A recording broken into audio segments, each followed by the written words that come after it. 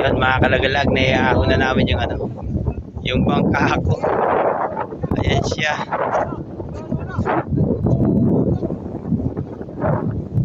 Buti naman nata ano, walang gaanong nasira. Ayan siya. Ako na rin na magre-reply. Oo, nauli si Prinsipe CJ. Ah. Ayan siya.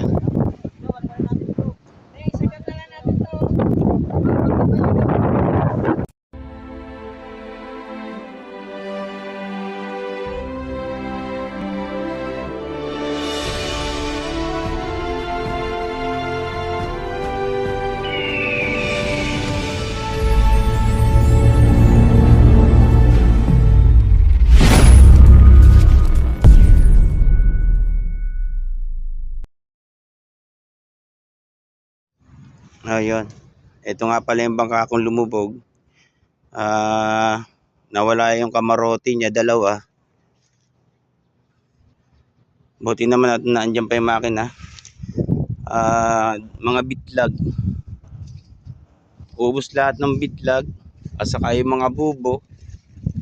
3 pirasong batangan. At saka naubos na rin yung mga kating niya. Ayos naman yung bangka pero may kapirasong sira sa bandang hulihan. Pero bubuuin ko na rin ng ano to. Ito, damage pa rin. Biyak. Dito sa kabila na to, nabasag yung ano niya, hulihan. Bali isang buong parka rin ng maano ito. Ayun siya.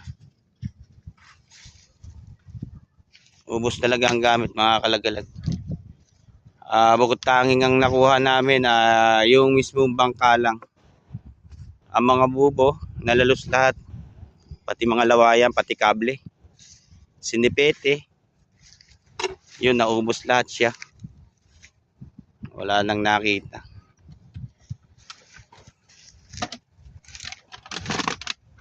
Ayan siya.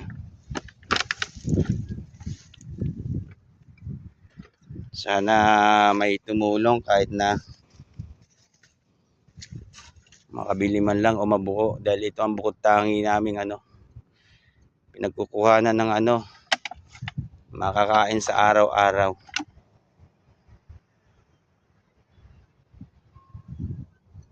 Ayan siya mga kalagalag. Ayun, tignan muna natin itong lugar ng hulugan dito sa Tansa, Cavite. Sakop din to ng Cavite mga kalagalag. Medyo maganda tong lugar na to kasi medyo maganda-ganda yung pagtataasan nila ng ano, ng mga bangka, kasi itong lugar na to mga kalagalag, pinagbabawalan na bahayan to. Dito rin may ano, nagtataas ng bangka pag panahon ng masungit ng panahon.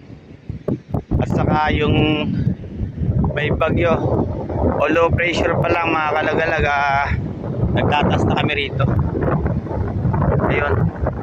Siya nga pala itong lugar na to, medyo malawak-lawak yung ano rito.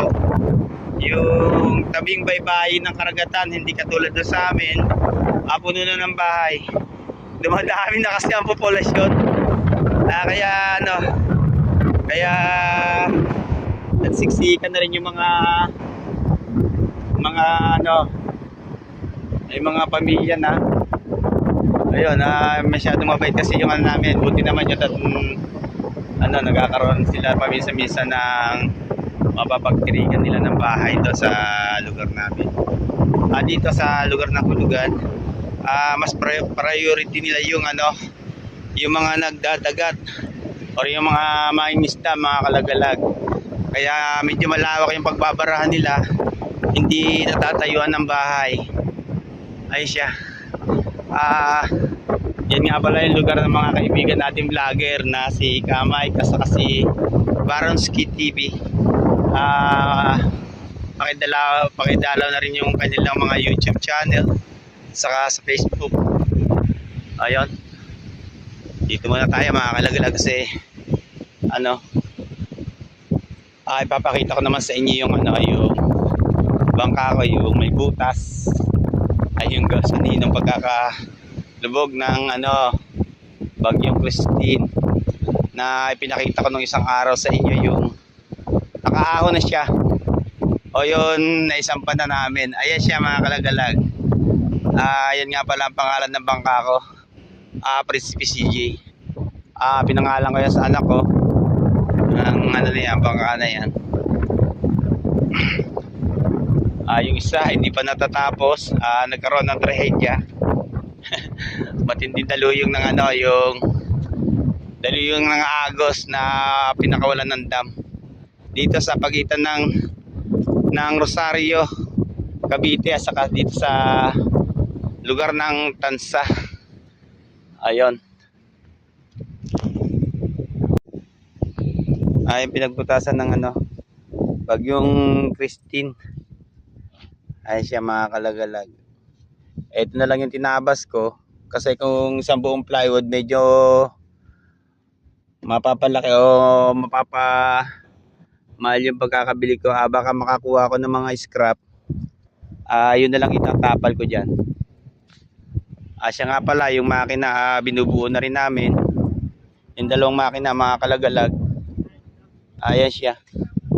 Yung kumpare ko naman ng bumubuo niyan. Shoutout kayo dyan. Sa mga, ayun nga pala ang team.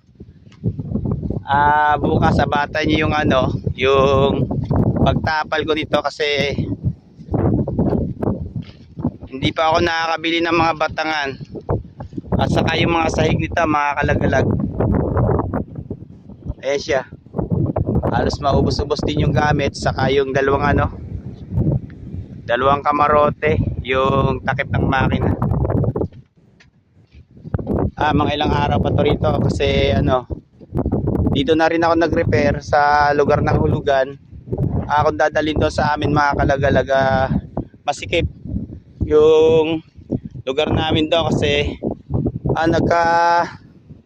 nagkasira-sira rin yung mga bahay doon.